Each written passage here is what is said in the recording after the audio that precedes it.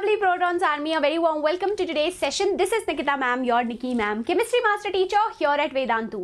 I hope आपका दिन काफी बढ़िया और अच्छा गया होगा और 11th की तैयारी काफी अच्छी चल रही होगी. So I have taken a session on significant figures and I hope that topic is really clear to all of you.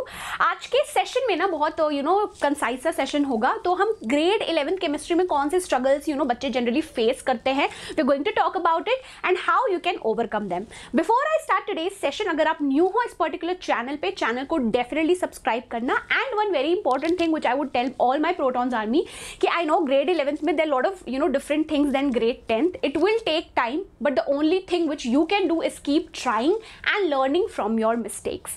ठीक है, चलो let's start with today's session. And the first thing, जब आप ग्रेड 10 से grade 11th में जब आपका transition होता है, जब छपाक मारते हो, सो बहुत सारे ऐसे टॉपिक्स हैं ना जिसमें बहुत कंफ्यूजन होती है. तो that is the most common struggle. या फिर ऐसे सेट ऑफ स्टूडेंट्स हैं जिन्होंने अगर पीसीबी लिया है, राइट, तो उनको ना फिजिकल केमिस्ट्री जो टॉपिक्स है उसमें थोड़ी सी डिफिकल्टी आती है. सबसे पहली बात तो है आपका मोल कॉन्सेप्ट. बहुत बहुत इंपॉर्टेंट है, फिजिकल केमिस्ट्री का बेस है, पर हाँ इसमें बच्चों को ना दिक्कत आती है. So this is the common struggle. So I would definitely suggest कि पहले आप एनसीईआरटी अच्छे से रीड आउट करो, सारे क्वेश्चंस लगाओ, फिर ही दूसरे रेफरेंस बुक्स लो.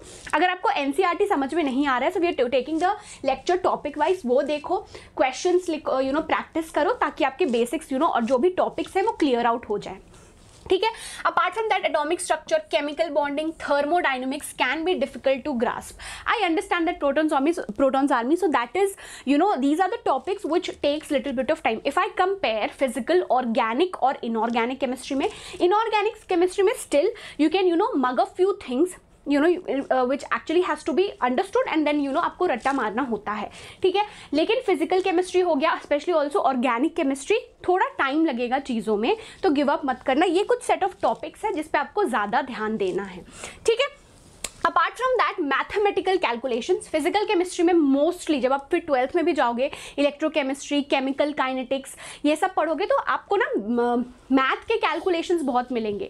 सो बेसिकली ये भी एक वन ऑफ द इम्पॉर्टेंट चीज़ है जिसमें बच्चों को ना दिक्कत आती है कि थर्मोडाइनमिक्स हो गया या स्टोइशियोमेट्री हो गया, कॉम्प्लेक्स कैलकुलेशंस होंगे, उसमें गलतियाँ होती हैं. तो मेक श्योर करो कि जब आप कैलकुलेट करते हो, first of all physical chemistry के लिए practice more number of questions, formula sheet तैयार करो.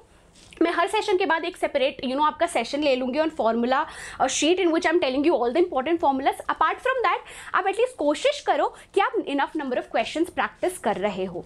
ठीक है. चलो, नेक्स्ट आपका है एप्लीकेशन ऑफ कॉन्सेप्ट्स. अब रियल लाइफ से उसको आप रिलेट करके अगर आप पढ़ोगे, so that can be something which will actually help you. अगर फर्स्ट ऑफ ऑल ऐसा बिल्कुल भी नहीं है कि केमिस्ट्री में रट्टा मार लिया हो गया, ये बहुत ही गलत कॉन्सेप्ट है. आपको चीज़ें समझनी पड़ेगी, then you are actually cramming it, तो वो फिर अलग स्टोरी है. ठीक है. So applying theoretical knowledge to solve problems can be little challenging. So I hope all of you can definitely relate to this. ठीक है. Apart from that, abstract concepts, topics like atomic structure, chemical bonding and the thermodynamics can be difficult to grasp. Apart from that, even I think organic chemistry में I would say the movement of electrons, है ना, कि भाई electrophile कौन सा है, nucleophile कौन सा है, name reactions, isomerism, IUPAC nomenclature, चीज़ों को टाइम लगेगा. So don't be too harsh on yourself. तुम्हें थोड़ा थोड़ा आपको ऐसे ज्ञान देके, at least I'm trying to motivate all of you. चलो, नाउ जैसा कि हम बोलते हैं कि जब आप 11th में गए, always you have to make sure कि आपके बेसिक्स काफ़ी अच्छे हैं. तो चाहे वो मोल कॉन्सेप्ट हो, तो 9th का आप पहले मोल कॉन्सेप्ट ब्रश कर लो, जो अभी तो रिमूव कर दिया गया है. पीरियोडिक टेबल पढ़ लो. ठीक है. तो जो आपके कुछ बेसिक्स है, केमिकल फार्मूला ही हो गया, इक्वेशंस हो गए, कैलकुलेशंस प्रैक्टिस कर लो, मैथ्स के यूनिट कन्वर्जन, ये सारी बेसिक चीज़ें, इसको आपको ब्रशअप करना पड़ेगा. बेसिक्स अच्छे होंगे तभी कॉम्प्लेक्स टॉपिक्स आप अच्छे से समझ पाओगे. तो इस चीज़ को बिल्कुल इग्नोर मत करना.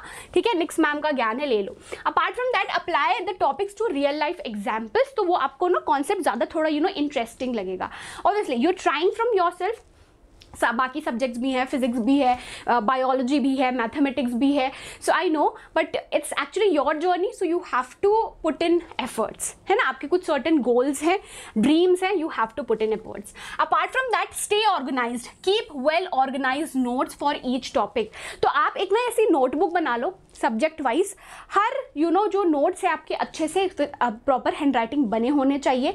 प्रॉपर पॉइंट्स को हाईलाइट करो, क्वेश्चंस प्रैक्टिस करो, जहाँ गलतियाँ हो रही हैं, सीक क्लैरिफिकेशन। भाई दुनिया जाए भाड़ में, अगर आपको कोई टॉपिक नहीं समझ में आ रहा है, एकदम ईजी से ईजी टॉपिक भी है, वो आप क्लियर आउट करो, ठीक है। Stay organised, focus on your goals and make a proper study schedule. अब ऐसे कंपेयर मत करना कि भाई बगल वाला पिंकू पढ़ रहा है 8-8 9-9 घंटा एक बार, तो मैं भी उतना पढ़ूंगा। जितना आपसे हो रहा है, you start focusing on yourself, gradually you can increase.